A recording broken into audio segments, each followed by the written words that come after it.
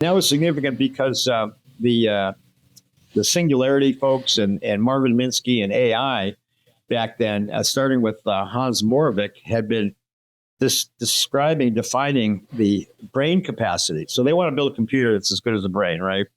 Brain must be a computer. We just need enough bits to equal the brain, and we'll have conscious computer. And so they said, okay, well, we have so they calculated 10 to the 11th neurons, about 100 billion neurons, which is close, about 1,000 synapses per neuron, which is close, and about 100 hertz, also close. And they got 10 to the 16th operations per second for the entire brain. And so they were going around saying, okay, when we get 10 to the 16th ops per second in a computer, it'll be brain equivalent and therefore consciousness, because consciousness is just a computation, right?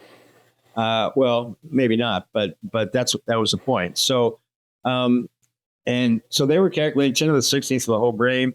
We were calculating 10 to the 16th per neuron at the microtubule level. So I was going around to neural net and AI meetings, being a pain in their butt and saying, no, your target's way downstream. You're just fooling yourself. 10 to the 16th is one neuron's worth.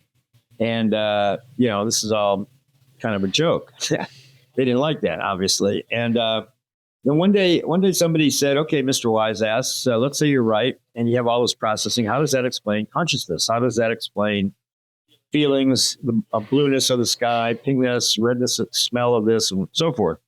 Basically, the heart problem, what Dave Chalmers later characterized as the heart problem. But this is about 5 years before that. And it had been talked about in various ways.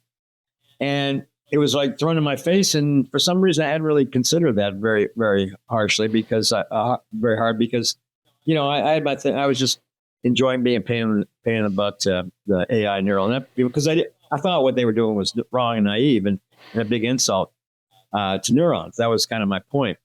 But this guy, and I wish I could remember who it was because I owe him a debt of gratitude.